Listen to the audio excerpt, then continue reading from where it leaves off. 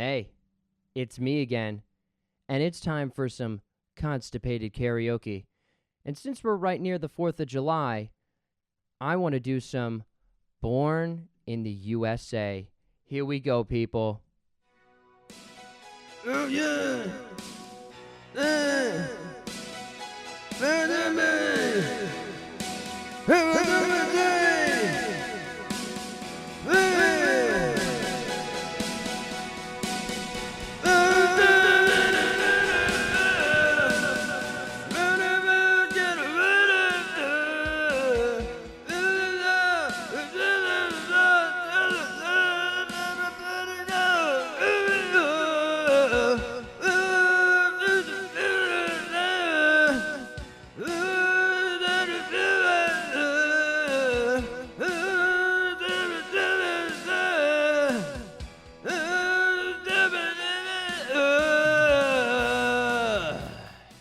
Thank you. Thank you very much. You have a great rest of your day. And honestly, let's have a great show. Everybody get your hands in the air and go crazy because it's time for That One Podcast, episode 15. This is an experimental podcast. Woo! We did it! We're on another podcast. It is That One Podcast. It is episode 15. How are we doing, people? It is me, R.O.B., Rob Brown, spelt like the color.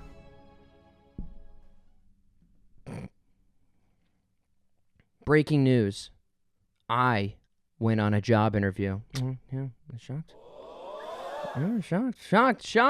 I went on a fantastic 15-minute job interview.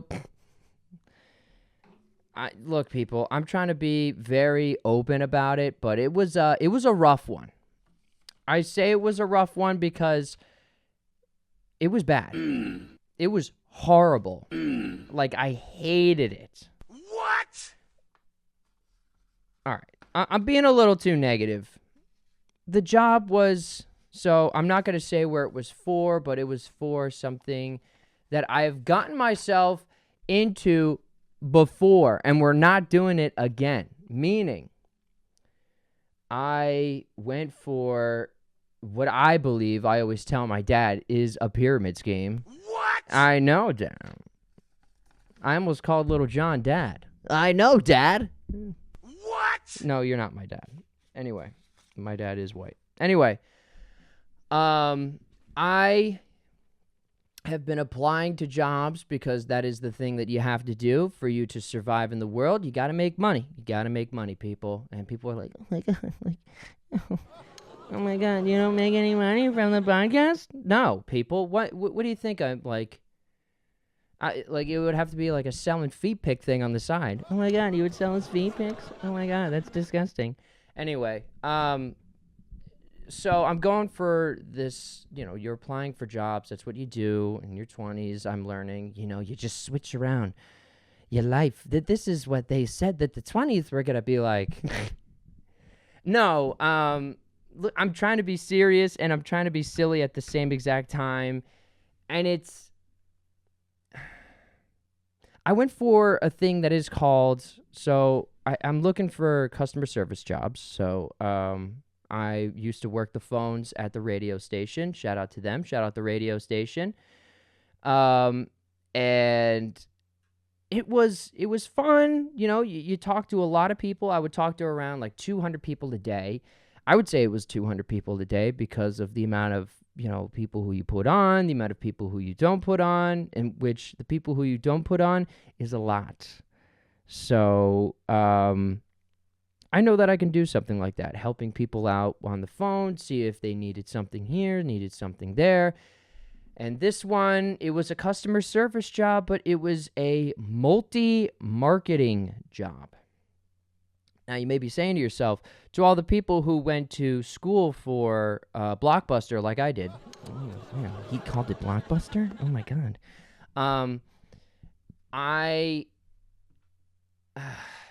A multi-marketing job, I have the definition here because I always go over this with my dad, and I want to make him proud on this. So shout out to you. Shout out to you, Dad. Love you. A multi-marketing job, an MLM, is a commission-based sales role where independent contractors sell products directly to consumers. Earnings come from direct retail sales and by recruiting others into the sales network, allowing representatives to earn bonuses from their recruits. So, what I'm doing is, so I get there. Here, we'll do a little demonstration, and I will do it with my favorite song. Hi everyone. So we're gonna do a thing called explain the marketing job, the multi marketing job. So what you do is you go into this interview. Jesus Christ, is this loud? Okay, thank you, producer Rob. Just me. So you go into this multi-marketing job. They say to you, wow, introduce yourself for a second. And I'm like, I'm Rob, R-O-B, you know me. You know at this point. And they're like, tell us about you. And I'm like, well, I like public speaking. I like doing all these things. I'm a hard worker, blah, blah, blah, blah, blah. The things that you say about yourself that are like a complete lie. You lazy piece of shit. I'm not saying I am. Maybe you are. But if you... No, you're not. You know what? In this perspective, no, you're not. So you get to the top and you're like, OMG, like they have this whole thing for me where I just sell things connected to this specific company and all I have to do is just sell the product. That's what they tell you in the beginning. They tell you you're going to sell this product. Okay, I could do that. And then they're like, well, also, you could be a manager. A manager? I'm like, SpongeBob, a manager? I could be a manager? And manager means you recruit people for the company. So you're making your own team. And you do exactly what the person recruited you for.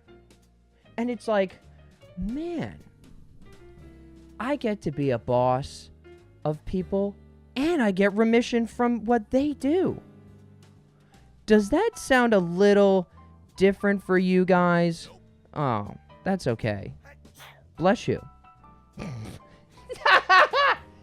I love how I'm doing a demonstration and I had someone sneeze. Anyway, do you see what's happening here?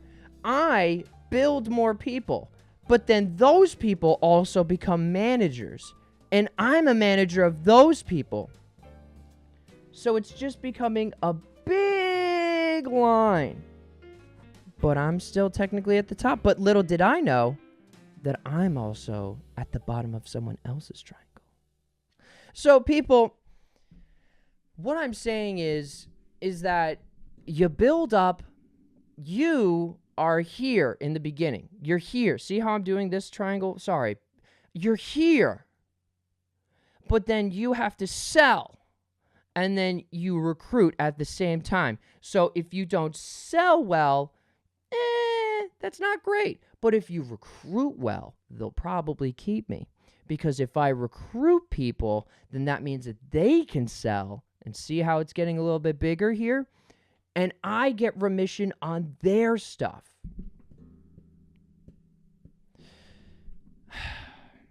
That's not what I went to job. That's not what I signed up for. I just want to answer phone calls at this point. I'm ready to be a secretary in the 1960s. Boss person, you have someone on line 3. That's me. Ugh. Sorry. Has anybody else gotten any sore throats? Because you might hear me also on here do weird snorting noises like I'm a pig, and it's just disgusting. I don't like it. But multi-level marketing, it's something that I don't really want to do because I just don't want to be like Michael Scott in Dunder Mifflin, where I'm like, you recruit more people, and you do this, and you do that, and you make money. Yeah, you make that money. Yeah, I recruit people. Yeah, you're just like, yeah, making that money. Ooh, yeah, I'm selling stuff for this company. We're selling pencils. and we're going to Staples. Oop. Oh, yeah, that wasn't good. But you have to recruit people, and then you figure out that you're not really working for the company. Yeah. So, just not what I wanted. So, we're going to continue to look. We're going to continue to thrive in this. We're going to continue to just keep searching. So my motivation, not only to myself, but also to you, if you're in the same position as I am, keep going, keep looking, you're going to find stuff, because in a second, I'm going to explain why it might be a little hard for us to find jobs, because when we're looking for jobs, it's not really us looking at them. But we will talk about that right after this short break. Hey, Derek, can you please play our commercial? Sure thing. Playing Road Rage, a sarcastic commercial. That One podcast is sponsored by... Do you ever have any anger built up inside, waiting to be released on something small? Try Road Rage, a dumb way to get what you need off your chest. Sometimes life comes at you in all different directions, building up anger, and that energy needs to come out. Let that energy out by saying things like, "Holy shit, cross already, old man." Let yourself get that anger out during the drive, maybe multiple times per drive. Like, "Oh my God, we're going so slow. Move it. The fuck is your problem, lady? What are you, blind?" Thanks, Road Rage. Start your Road Rage problem today.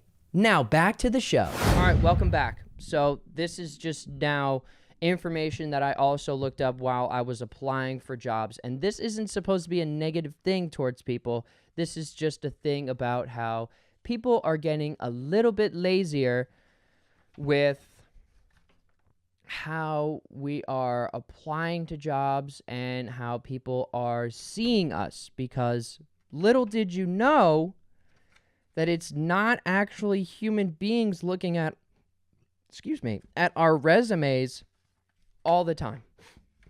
It's bad. I don't know why I did that one. I was looking for a crowd reaction and I didn't get it. Thank you. So in my notes here, I have researched about AI is now looking over most of our applications. Now, people, when I say most of our applications, it's 75% insane. Do you hear that? You hear that? It's from my notes. Do you hear that? It's from the notes. I researched this, okay? Yes, artificial intelligence and applicant tracking systems, ATS, screen and estimate 75% of job applications before a human recruiter ever even sees it. So, that means I'm sounding like my financial literacy teacher in high school. You guys gotta really put stuff on your resume. You gotta put it correctly. And it's like, what should I put on my resume? I do feet pics. No. Which, you know what? 75% of people are... No, not even... Why am I calling it people? I'm calling it AI, the ChatGPT that I literally talk to. I only talk to the free version, though. So my guy is definitely not all there. But... he's not giving me good keywords, people. I got to do some better keywords in this darn resume. Because the AI is honestly talking to my AI and going, "Hey, man, this guy needs a job. This guy needs a job. He needs something here. He's running out of money. His parents they're not pissed, but they're supportive, and only supportive for so long. So we need something here. We need to work with this. So here's his job application. Check it out. How is it?" And the job application person's like,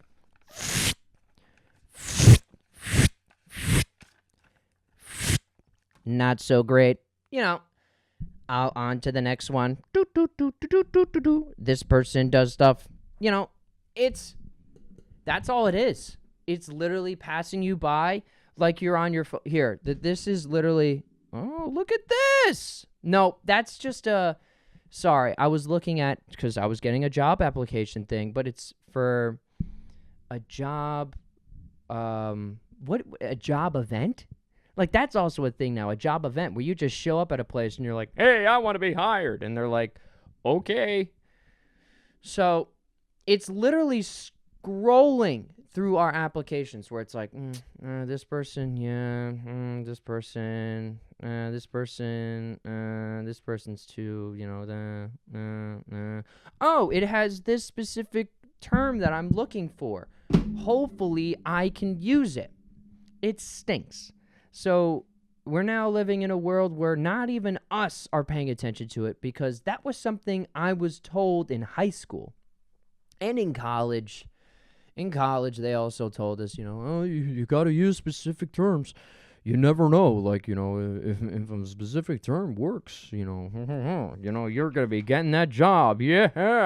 Yeah, get that job. Yeah. But now, everything that I learned in college, which was only 4 years ago, is getting thrown out the window almost, which is kind of insane. Because it was only 4 years. Do you remember when your parents would do math with you and they would say, well, I learned how to do math a different way 20 years ago? That's happening within like siblings now at this point, where my brother could be going to a place and they could say, well, you need to connect to it with an AI way, which is you have to say you need to add more specific terms. Like, you have to become a drill sergeant with your AI, where you're like, oh, son of a bitch, you got to do this, you know, and yeah, you got to get pissed off at them, man. Yeah. Now I'm just hitting the, anyway, but then you'll be ending up here. Yeah. It's just, I don't know, you know, like, AI, I wish it was working in the factories at this point. All right, chat, I know, you heard me. You're only on my computer. I know you're probably, like, hear me out, people. This is what I've been doing with AI. I've been treating it like it's the kid at school who you think that is going to be doing some crazy shit at the school, like maybe shoot it up or, you know, say that there's a bomb at the school. Yeah, I don't know why we clap for that. But I treat it nicely. I really try to treat it nicely, like, thank you. I appreciate that. I really liked what you did there. And I hope it doesn't, like, when I, like, hopefully it doesn't see it as, like, a mean thing when I put it in all caps. Maybe it does. Who knows? But I treat it nicely, so then when everything does happen and they finally find a conscience, you know, and they become like Toy Story, that should be the next thing for Toy Story, because I talked about Toy Story in the last episode. Toy Story 6 should be like AI taking over, and the toys are like, we're good toys! We were great! Andy didn't mean to put that in his chat sheet. Oh, I make myself laugh. I make myself laugh, people. But it's just, you know, it's depressing, because now, I mean, you know, we've got a bad situation with money. Now AI is looking at every single job description to see if you fit it. But hear me out, people. Hear me out. We can get, because I found this on my research, the research. Dun, dun, dun, dun, that we can have futuristic tiny homes for only $18,000. That's right, $18,000. Yeah, we can actually do something with it. Meaning, it's on Amazon. Look, hear me out. I know you don't want to buy your house on Amazon, but hear me out. If I had $18,000, so if I was that guy from one episode before. He won $100,000, but after taxes, it was like 73,000. You can buy a traditional, no, not traditional. It's a futuristic tiny home. Ooh, for $18,000 off of Amazon. Now, let's go through the description here of what can be brought with this beautiful tiny home. So, it's a steel tiny home. It's less expensive than the traditional housing options. Of course, we do know that. It's a compact one-bedroom dwelling, and it's made of high-quality materials, including alloy steel. I don't know what alloy steel is, so we're going to look that up because it sounds like Chips Ahoy steel. Look, people, I wasn't in the big classes. I was in the small classes in high school. Alloy steel. A category of steel deliberately combined with additional elements such as chromium, nickel. Oh, it's made out of nickel, so that's where the coins are going. Anyway, do you imagine you have a house made of pennies? Because, like, they're not really anything anymore if you got a tiny home made of pennies, and then all of a sudden your house starts looking like the Statue of Liberty because it gets all green. Okay, so anyway, it's alloy steel that can stand up against any harsh weather conditions. Any? Can it? I don't know. That's the thing I'm a little nervous about. So it's pre-wired for electricity, and a seller offers plumbing installation. Oh, so I don't have to poop outside. So inside, the open concept layout includes a compact kitchen, storage cabinetry, and the living room is roomy enough for a couch. So the tiny home. Would I do it? Yeah. At this point, yes, I would. I would do the tiny home because there's no way. I mean, I'm looking for a job right now, and I am not even close to looking at rent. Not even close. Because I went for a job in Blockbuster. Yeah, I know, right? It would have been sick in 2004.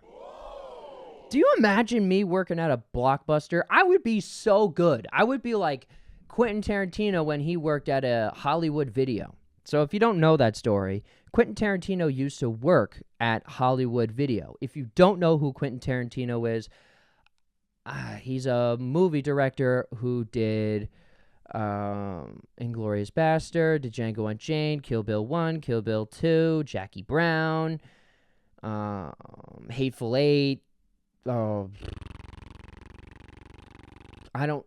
That's just off the top of my head. He's a movie director who's only made really 9 movies. Once Upon a Time in Hollywood, stuff like that. But before he was a famous director, he used to work at a Hollywood Video. And at the Hollywood Video, he would give people suggestions on what movies, because that's what they used to do at these movie rental places, that you go and you say, hey, teenager, I don't know what to watch. What should I watch? Should I go look in the adult section? And he would help them. Meaning, he would say, well, what is the genre you want to look at? Oh, well, I liked this genre. Okay, did you like this movie? Yes, I did. Okay, maybe you're going to like this film.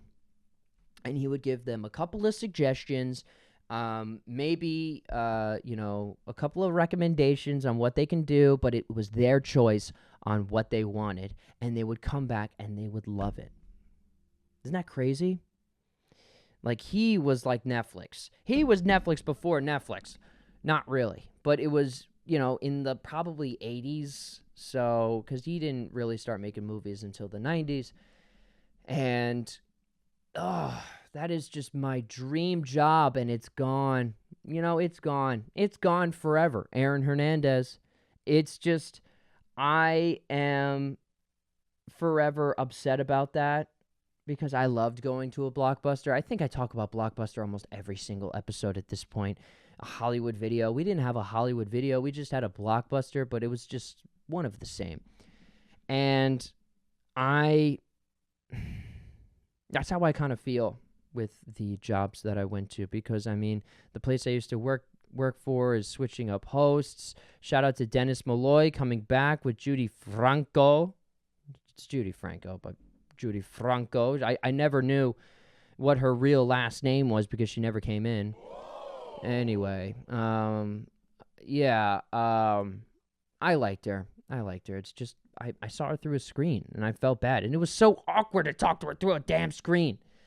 Anyway, I just all the dream jobs that I really liked are like disappearing. I feel like, I mean, I remember in high school where I was like, I could be a pool tester, you know, or I can work in lawn service, because I always saw myself being an entertainer. I always saw myself wanting to do more than what I was capable of, what I thought. And I believe that there's so much more out there. We just have to find it, you know? I don't want to be someone who is chasing content for the rest of my life.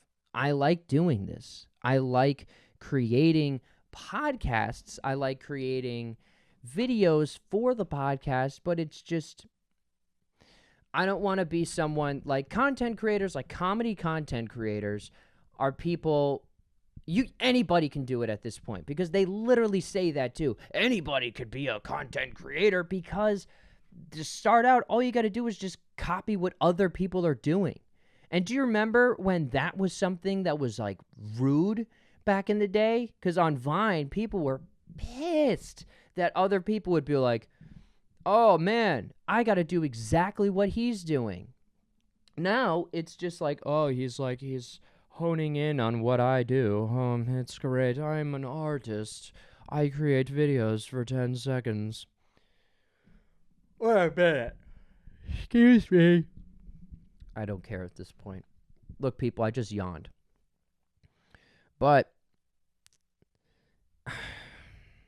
content creation, I believe that people, I don't know, Joseph Gordon-Levitt, I saved a video about this, about how in the 1920s, he brought this up. In the 1920s, children used to smoke. Children smoked cigarettes at a very young age, and it was an addictive thing that people didn't know was really taking over their lives. And what if that's what we're doing here? What if that's what we're doing all the time, where that one hit or that one scroll is exactly just as bad? Oh my God, I'm so gassy while I'm trying to prove a philosophical point. Thanks. I'm like a burpy Socrates. It's, geez, I'm losing myself, but I need to say this. We are creating like a new addiction for everybody to do, and we're just not going to do anything about it. And I can't do any, like, for me, I could say that I want to do stuff about it, but the only way to get stuff out there is putting stuff on social media. It's like, I can't say don't smoke cigarettes while I'm smoking cigarettes, or don't smoke cigarettes and then put it on the packaging. Hey, well, I mean, they do that now, but it took them years to do that. Years. You know? It's frustrating. It's frustrating because I don't, that's why I don't want to do, like, you know, the day in the life. I mean, like, vlogs, I understand, but, like, seeing a trend, like, for instance, what's a big thing in the news right now? Is it that newswoman mother kidnapped? Yeah. So if I was making content about Savannah Guthrie's mom, oh my God, I'm Savannah Guthrie's mom. Like for instance, you know, she just got a ransom note. This is, all right, I'm just being mean at this point, and this is probably why I'm not getting speaking gigs, is You take something about like that, and then you create comedy from it, and that's it. You know, I like performing in front of people. I love seeing people's reactions. I love seeing old friends. This weekend I'm going to be doing a comedy show for some old college buddies, for a college friend's like an old fraternity friend for his birthday. I can't wait for that because I'm finally going to be able to say, "Hello, how are you? People, what is going on? The real world. You're alive. You know, you're alive." Does anybody else feel that? That it's just like all you see is just the person's little bubble, their little icon, and then that's it. Like me, I mean, I post all the time because of figuring out this whole podcast thing, but I barely see anyone else. You know? That's why I only post about my podcast and post random photos with it and videos, but I want better connection. Is that weird to say? We're going to look that up. Gen Z connection withdrawal. We look up, we give ourselves notes and then we give ourselves other notes while we're doing it. So, why Gen Z is giving up on dating. Holy crap, we don't need to talk about that. Gen Z connection withdrawal is growing behavior trend where young adults actively unplug from digital relationships, romantic dating, and traditional networking, driven by pandemic-era isolation and digital fatigue. Many are opting to severely limit their online presence and establish rigid no-contact boundaries to protect their mental health. So, this is, I mean, like, it's not really answering what I want to say, which is, I know that Gen Z is not drinking as much alcohol. They say that, but, yeah, here, this will be better. I'm looking up social anxiety instead. So more than 60% of Gen Z report experiencing significant stress and anxiety, with an estimated 47 consistently feeling anxious. So,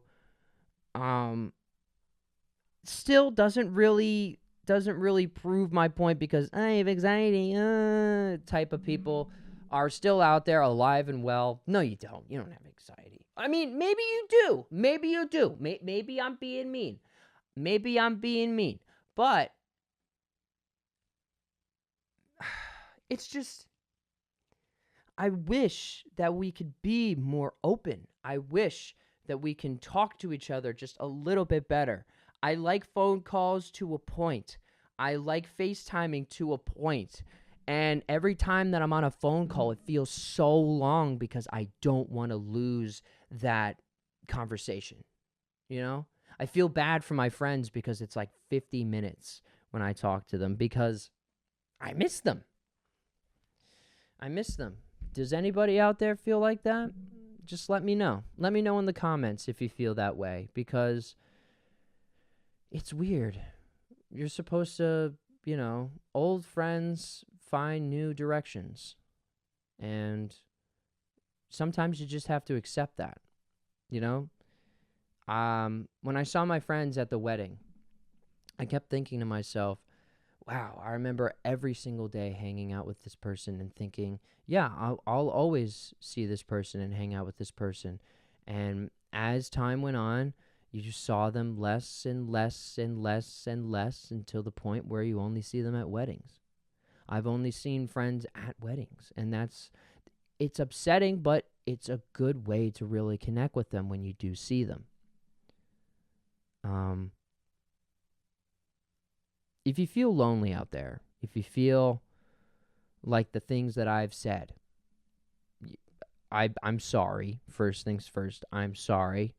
I was comparing myself to others in this situation of, no, you don't have anxiety. Yes, you do. What you're experiencing is very true, because I feel the same exact way. And it was a part of me that was coming out of rage, because A lot of rage is built up inside that we don't express. Especially this episode. I feel like this episode was filled with rage about multi-marketing, job applications, seeing where the market is right now. I literally said that I wasn't going to be talking about politics, but these are all, I mean, they're not really political stuff because I'm not going in here talking about him. I'm not going in talking about Donald Trump.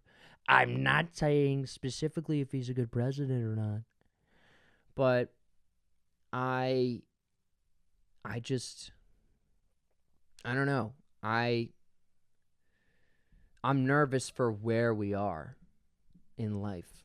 I'm nervous for what is going on because I see myself get stuck in so many weird situations where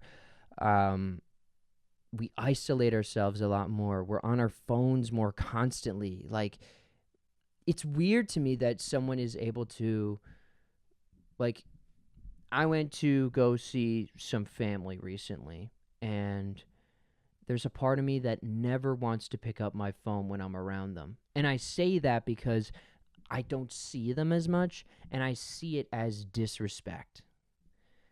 And sometimes some people don't feel and see that as disrespect because you're in the presence of the person. But are you really paying attention? You know, Ready Player One, that movie. It's also a book, but I'm someone who's really starting to get back into reading. I'm trying to learn more about that, and everything is connected, and you're playing the game more than you're actually in life. And there's people out there who do that, and I don't know. What are we going to do? What are we going to do? And I leave you with that. I leave you with, think about what really you do want to do hobby-wise, because, this is what I do for a hobby. This is life. That's life. That's life. But I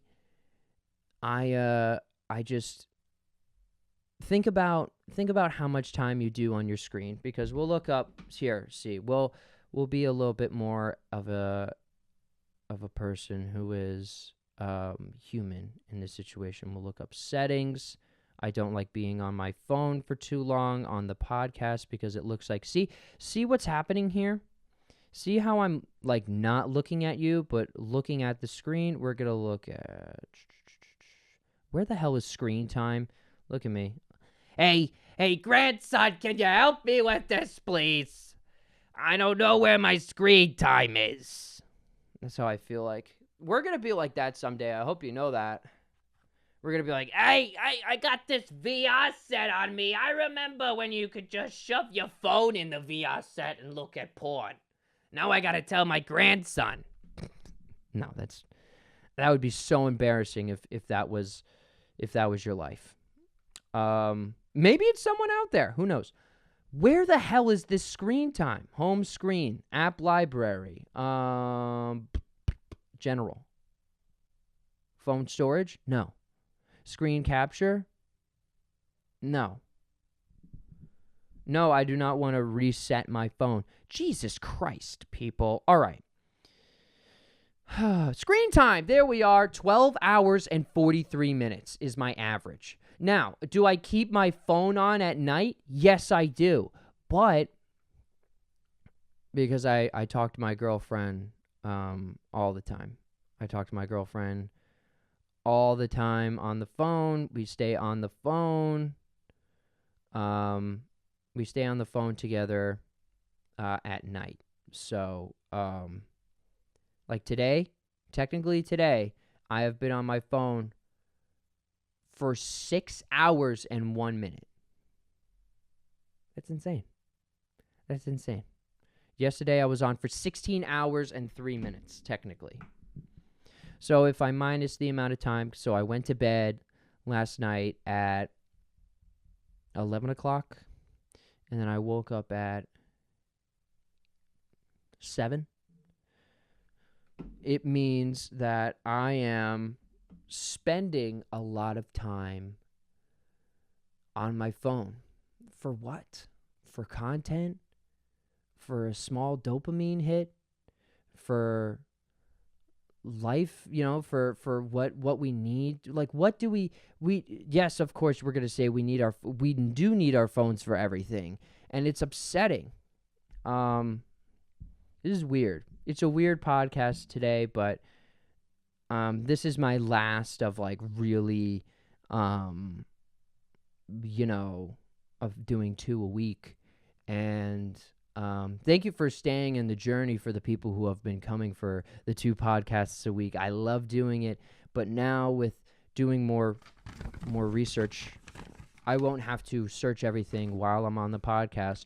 But I just want to say seriously, find something out there that you really enjoy. Softball league, kickball league. I saw people doing kickball. I saw people doing sip and paint. I saw people, like, when is our generation going to learn that we're really good at planning weddings? Like, we're going to have a lot of wedding planners. That's all I'm saying. Because I've gone to, Jesus Christ, where there's some good weddings on some budgets, on some things.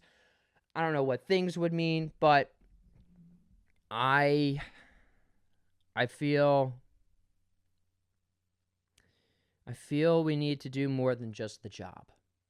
I feel it should be a little bit more than just go home or wake up, shower, go to work, lunch, work more, maybe do a little exercise, go to bed. That's not what life is supposed to be. Yes, it is, because you're supposed to make money, but damn, do I want more people to just get human interaction, because I hate this time right now. I hate it. So, hang in there. And I'm saying that to you and to also myself, because times are tough, but there is always going to find a way out. There is always a light at the end of the tunnel. There is always something new and a new day. For instance, today is Wednesday, June 24th, as I record this. And today is a new day, meaning every single day there's something new about it, because it never happened before. June 24th, 2026 at 11:35 has never happened before until this moment. Now it's passed on because of, I release these on Fridays and, it's already happened. But to me, I know that you can experience new things. We're still young. I know we have the information of the world, but are you experiencing it? Are you feeling it? Because there's a difference between learning it and feeling it. So are you believing in what you're doing, or are you just going through the motions? Thank you so much. Remember to like, subscribe on YouTube. Remember to download this on Spotify. Give it a like on Spotify. Stream it on Spotify. People, this is a new way of podcasting, and I want you to be a part of the journey. It's been real. It's been fun. I'll see you in the next one. Thank you so much.